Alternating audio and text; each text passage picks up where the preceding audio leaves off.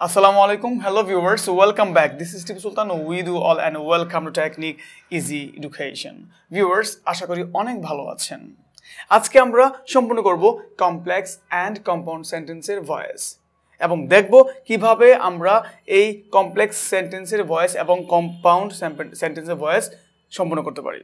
Active থাকলে passive থাকলে কিভাবে অ্যাক্টিভ করতে পারি। So let's get started. So viewers, আমরা এখন দেখব কিভাবে কমপ্লেক্স বাক্যের একটি বাক্যকে কিভাবে প্যাসিভ করতে হয় এবং কম্পাউন্ড একটি বাক্যকে কিভাবে প্যাসিভ করতে হয়। লক্ষ্য করুন কি বলা হয়েছে কমপ্লেক্স এবং কম্পাউন্ড উভয় সেন্টেন্সই দুটি করে ক্লজ নিয়ে গঠিত, রাইট? দুই ক্লজে যদি ট্রানজিটিভ ভার্ব থাকে তাহলে দুটি ক্লজেরই ভয়েস চেঞ্জ করতে হবে। তাহলে ভিউয়ার্স, আমাদের এই সূত্রে কি বলা হয়েছে, যদি কমপ্লেক্স এবং কম্পাউন্ড বাক্যে দুটি অংশ থাকে, রাইট? যদিও কি আমরা জানি যে কমপ্লেক্স সেন্টেন্সে দুটি অংশ থাকে এবং কম্পাউন্ড সেন্টেন্সে দুটি অংশ থাকে এবং ওই দুটি অংশেরই আমরা কি করব, ভয়েস করব। তবে যদি দুটি অংশে ট্রানজিটিভ ভার্ব থাকে, কি ভার্ব থাকে? ট্রানজিটিভ ভার্ব থাকে। তার মানে ভিউয়ার্স, যেহেতু বলা হয়েছে যে দুটি বাক্যে কমপ্লেক্স এবং কম্পাউন্ডে দুটি ক্লজ থাকবে। ক্লজ মানে কি? বাক্যাংশ, রাইট? থাকতে পারে প্রিন্সিপাল ক্লজ, থাকতে পারে সাবঅর্ডিনেট ক্লজ। একটা হচ্ছে প্রধান বাক্যাংশ আর একটা কি অপ্রধান বাক্যাংশ, রাইট? ঠিক সেই ক্ষেত্রে দুটি ক্লজ থাকতে পারে এবং এই দুটি ক্লজে যদি ট্রানজিটিভ ভার্ব থাকে, ঠিক সেই ক্ষেত্রে আমরা ওই দুটি অংশেরই কি করব, ভয়েস করব। আর যদি না থাকে তাহলে আমরা একটি অংশের ভয়েস করব। সো ভিউয়ার্স, আমরা বাক্যগুলো খেয়াল করব। বলা হয়েছে কম্পাউন্ড বাক্য কেমন দেখতে।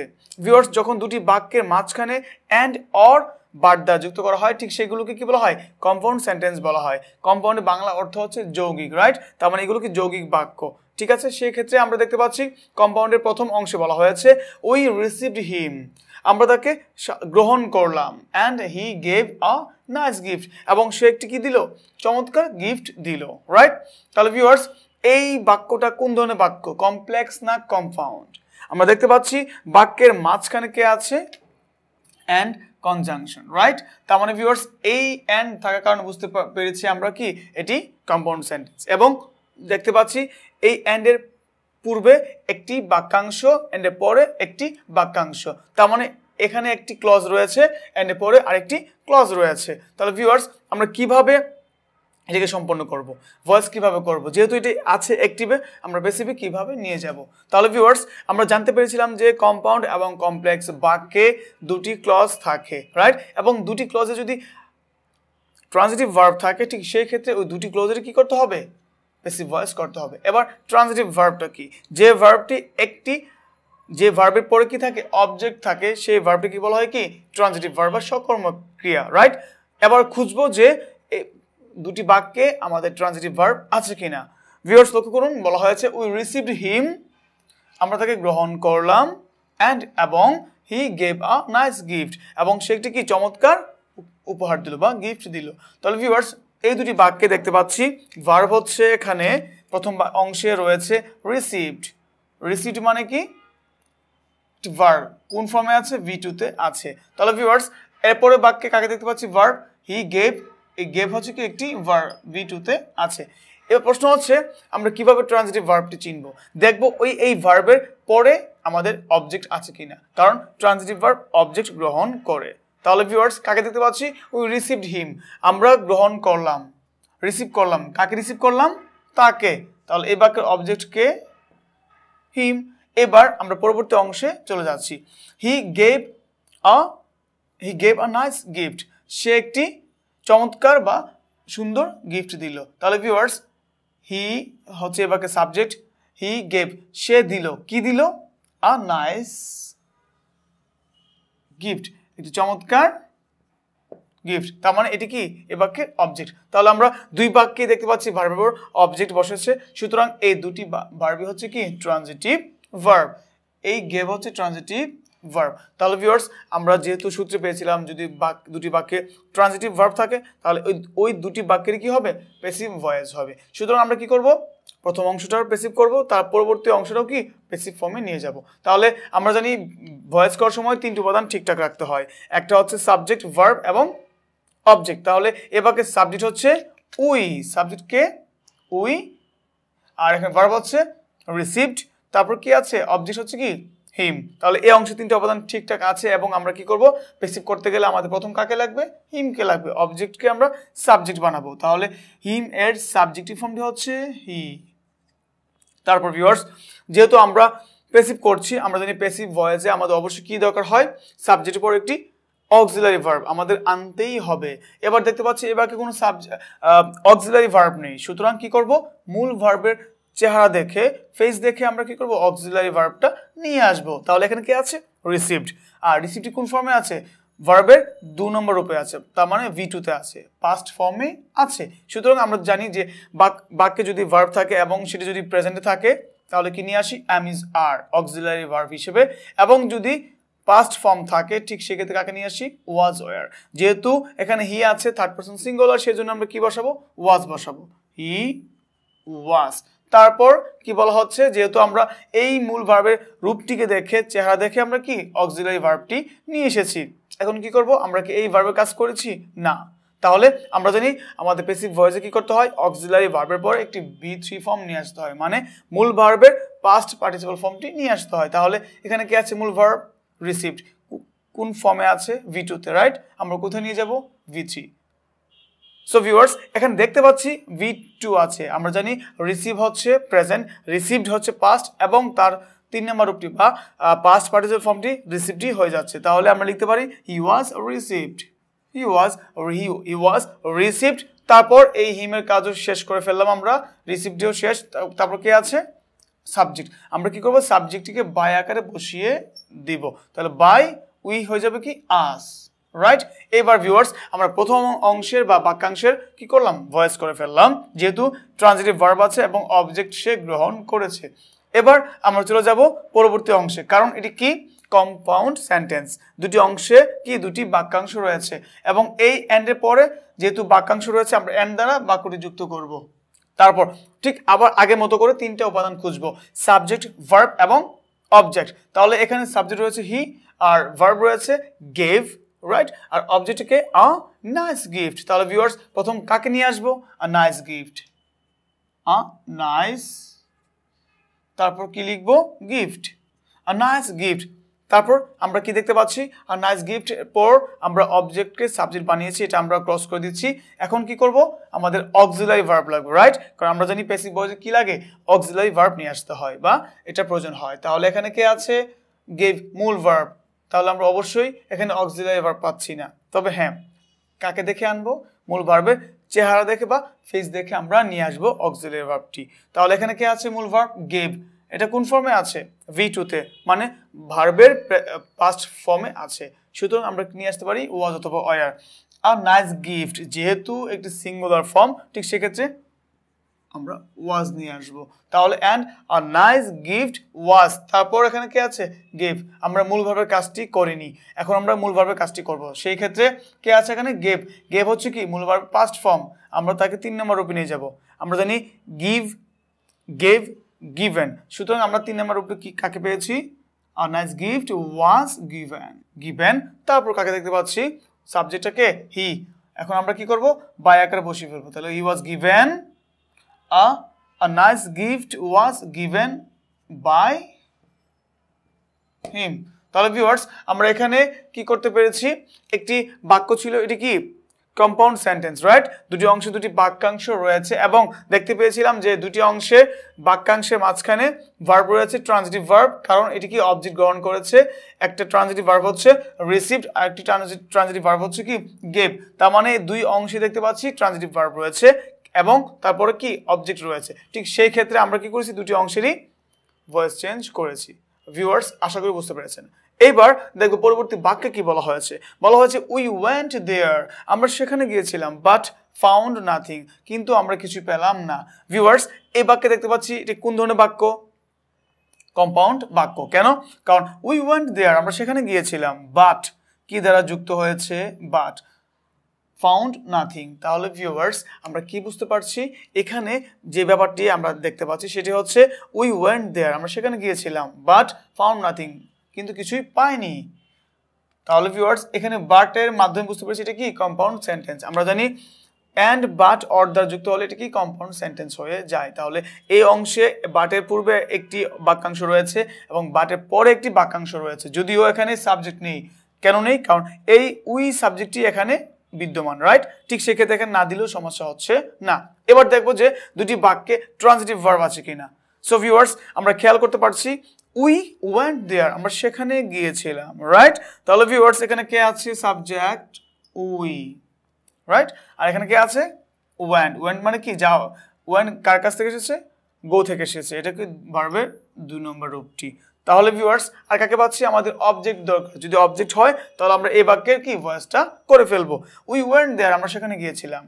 এখন প্রশ্ন, যদি আমরা জানি যে অবজেক্ট কিভাবে পাই, ভার্বকে যখন প্রশ্ন করি কি বা কাকে দ্বারা, আমরা যদি বলি যে উই ওয়েন্ট, আমরা গিয়েছিলাম, কি গিয়েছিলাম? দেয়ার, মিলছে? এ কথা কি আসতেছে? অবশ্যই না। তাহলে এটা অবজেক্ট না। আবার যদি বলি উই ওয়েন্ট, আমরা গিয়েছিলাম, আমরা কাকে গিয়েছিলাম? বাক্যটাকে এখানে কি কোনো অবজেক্ট পাচ্ছি? কোনো ব্যক্তিকে পাচ্ছি না। সুতরাং আমরা এইভাবে কি এবং কাকে দ্বারা যখন প্রশ্ন করলাম কোনো অবজেক্ট খুঁজে পাচ্ছি না, আর এই জন্য এই বাক্যে কোনো অবজেক্ট নেই, এটা অতিরিক্ত অংশ। সুতরাং ভিউয়ার্স, যেহেতু এই বাক্যে কোনো অবজেক্ট নেই, সুতরাং এটা কি ট্রান্সিটিভ ভার্ব নয়, এটা কি ইনট্রান্সিটিভ ভার্ব। কারণ ইনট্রান্সিটিভ ভার্ব অবজেক্ট গ্রহণ করে না। সুতরাং আমরা কি বুঝতে পারছি? এই অংশের আমরা কি করতে পারবো না? ভয়েস করতে পারবো না। এবার চলে যাবো পরবর্তী অংশে। বলা হয়েছে বাট, বাটের পরে কে আছে? Found nothing. সো ভিউয়ার্স, এখানে কে আছে? আমরা যদিও দেখতে পাচ্ছি উই নেই, বাট এখানে কিন্তু উই রয়েছে, রাইট? কেন? উই ওয়েন্ট দেয়ার, আমরা সেখানে গিয়েছিলাম, বাট ফাউন্ড নাথিং, কিছুই পাইনি। তার মানে কে পাইনি? আমরাই পাইনি। তাহলে এখানে কি উই বিদ্যমান, রাইট?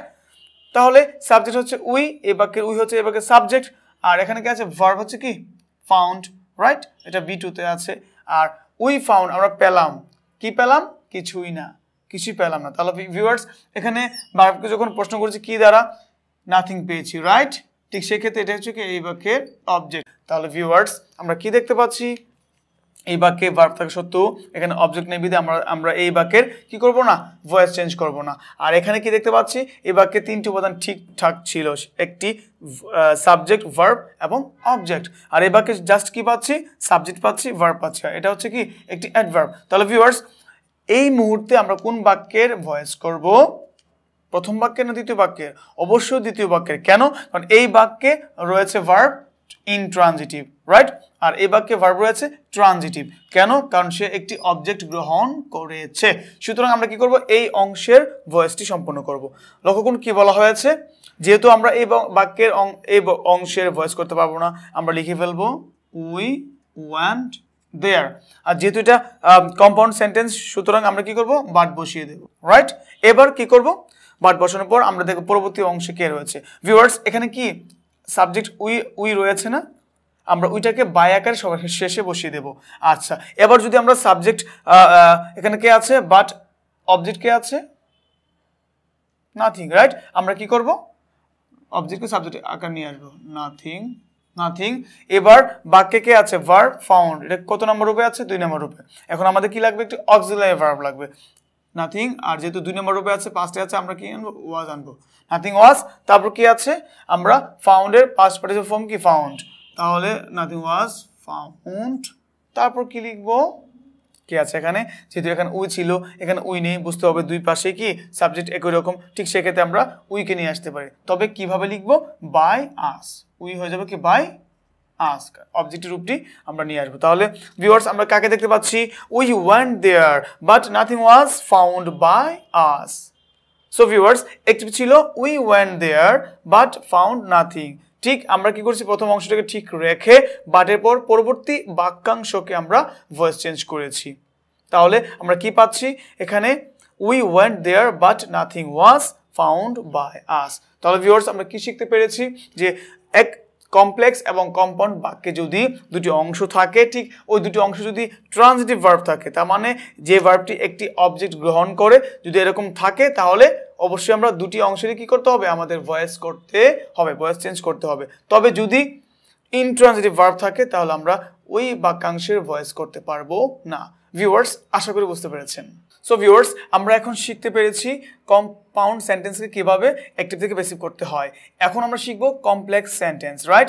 এবং প্রশ্ন হচ্ছে কমপ্লেক্স সেন্টেন্স হচ্ছে জটিল বাক্য, যেমন তার নাম জটিল তার কাজটাও কি জটিল। এবার দেখব কমপ্লেক্স সেন্টেন্স আমরা কিভাবে চিনব। আগে তো চিনতে হবে, তারপর কি করব আমরা ভয়েসটি চেঞ্জ করব।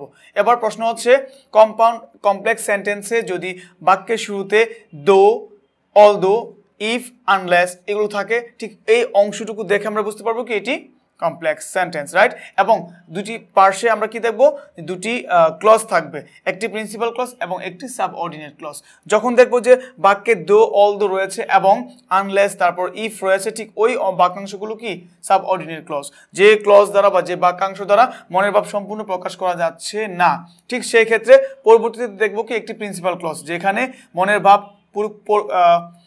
ভাব পুরোপুরিভাবে প্রকাশ করা যাচ্ছে, ঠিক এটা হবে কি প্রিন্সিপাল ক্লজ। সো ভিউয়ার্স, আমরা দেখবো এখন কমপ্লেক্স বাক্যটি দেখতে কেমন হয়।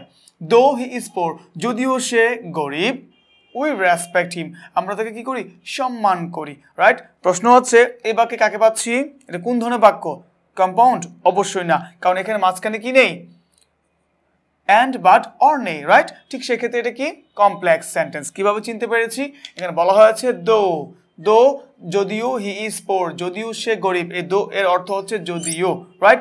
দো অলদো অর্থ কি যদিও সে গরিব। ভিউয়ার্স, এই অংশ দ্বারা কি মনে প্রকাশ করা যাচ্ছে, কিছু একটা বলতে চাচ্ছি, রাইট। আমার বলা এখনো শেষ হয়নি, যদিও সে গরিব তাহলে কি, রাইট। এই জন্য এটি কি সাবঅর্ডিনেট ক্লজ, যে বাক্যাংশ দ্বারা মনের ভাব সম্পূর্ণ প্রকাশ করা যাচ্ছে না, এটাকে কি বলা হয় সাবঅর্ডিনেট ক্লজ বা অপ্রধান বাক্যাংশ।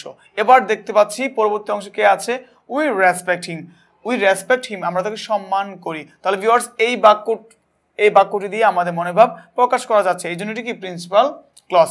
আর এই সাবঅর্ডিনেট ক্লজকে পরিপূর্ণতা পাওয়ার জন্য কার উপর ডিপেন্ড করতে হয়, প্রিন্সিপাল ক্লজের উপর ডিপেন্ড করতে হয়। তাহলে এখানে কে আছে, দো হি ইজ পোর, যদিও সে গরিব, উই রেসপেক্ট হিম, আমরা তাকে কি করি সম্মান করি। সো ভিউয়ার্স, এই বাক্যটাকে আমরা কি করব প্যাসিভ বানাবো। এবার কোন অংশে আমরা ফোকাস করব, যখন দেখব সাবঅর্ডিনেট ক্লজ রয়েছে এবং আমরা প্রথমেই শিখেছিলাম যে দুটি বাক্যে যদি ট্রানজিটিভ ভার্ব থাকে, ঠিক সেই ক্ষেত্রে আমরা কি করব, আমাদের দুটি অংশেরই ভয়েস করতে হবে। এবার দেখব আমাদের প্রথম অংশে ট্রানজিটিভ ভার্ব এবং পরের অংশে ট্রানজিটিভ ভার্ব আছে কিনা। দো, যদিও, হি ইজ পোর, যদিও সে গরিব। তাহলে ভিউয়ার্স, এখানে সাবজেক্ট পাচ্ছি কাকে, হি, ভার্ব পাচ্ছি কাকে, ইজ, আর এখানে পোরটা কি, পোর হচ্ছে গরিব। তার মানে ভিউয়ার্স, এটি কি অবজেক্ট? অবশ্যই না, এটি কি কমপ্লিমেন্ট। কেন? কারণ হি ইজ পোর, সে গরিব, এই গরিবটিকে সে, আবার সে কে গরিব, তাহলে দুজন মিলে কয়জন হলো, একজন, এই জন্য আমরা অবজেক্ট খুঁজে পাচ্ছি না। সুতরাং এই ভার্বটি কি অবজেক্ট গ্রহণ করে নি, আর অবজেক্ট গ্রহণ না করলে কি ইনট্রানজিটিভ ভার্ব। সুতরাং আমরা এই অংশের ভয়েস করতে পারবো না। চলে যাব পরবর্তী অংশে, বলা হয়েছে উই রেসপেক্ট হিম, আমরা তাকে সম্মান করি বা শ্রদ্ধা করি। তাহলে ভিউয়ার্স, এই বাক্যের সাবজেক্টটিকে উই, ভার্বটিকে রেসপেক্ট, কোন ফর্মে আছে, V1 এ আছে, রাইট। তারপর এখানে কাকে পাচ্ছি, হিম, অবজেক্ট। তাহলে ভিউয়ার্স, আমরা কাকে পাচ্ছি, ট্রানজিটিভ ভার্ব। পরবর্তী অংশে কে, রেসপেক্ট। কেন ট্রানজিটিভ ভার্ব, সকর্মক ক্রিয়া, কারণ সে কি করেছে, একটি অবজেক্টকে গ্রহণ করেছে। তাহলে আমরা অবশ্যই পরবর্তী অংশে কি করব, ভয়েস চেঞ্জ করব। তাহলে কি করব, প্রথম অংশটি ঠিকঠাকভাবে আমরা রেখে দিব। তাহলে ভিউয়ার্স, আমরা লিখতে পারি দো হি ইজ পোর, তারপর কমা দিয়ে আলাদা করতে পারি, তারপর দো হি ইজ পোর, যদিও সে গরিব। এবার আমরা ভয়েসের রুলে চলে যাব, অবজেক্টকে আগে সাবজেক্ট বানাবো। কে আছে অবজেক্ট, হিম, তার সাবজেক্টিভ ফর্মটি হচ্ছে হি। তারপর আমাদের কি করতে হবে, প্যাসিভ ভয়েসে একটি অবশ্যই অক্সিলারি ভার্ব লাগবে। কেন কি আছে, মূল ভার্ব, যেহেতু মূল ভার্ব আছে সেহেতু তার চেহারা বা ফর্মটি দেখে আমরা কি করব, একটি অক্সিলারি ভার্ব নির্ণয় করব। এবার মূল ভার্বটি কোন ফর্মে আছে, V1, মানে মূল ভার্বের প্রেজেন্ট ফর্মে আছে। এই জন্য আমরা কি আনতে পারি, am, is, are। যেহেতু হি থার্ড পারসন সিঙ্গুলার, সেজন্য আমরা কি নিয়ে আসবো, ইজ নিয়ে আসবো, হি ইজ। এবার কি করব, মূল ভার্বের কাজটি করব। মূল ভার্বটি আছে V1 এ, এখন আমরা কোথায় নিয়ে যাব, প্যাসিভ ফর্মে নিয়ে যাব। সেজন্য আমরা অবশ্যই কি করব, ইজ এর পর B3 ফর্মটি বসিয়ে ফেলবো। তাহলে রেসপেক্ট এর B3 ফর্ম হচ্ছে রেসপেক্টেড, রাইট। ঠিক সেই ক্ষেত্রে দেখতে পাচ্ছি দো he is poor, he is respected. তারপর কাকে দিব আমরা, এখানে বাই প্রিপোজিশন নিয়ে আসবো। তারপর কি আছে, উই, হয়ে যাবে কি অবজেক্টিভ ফর্ম আস।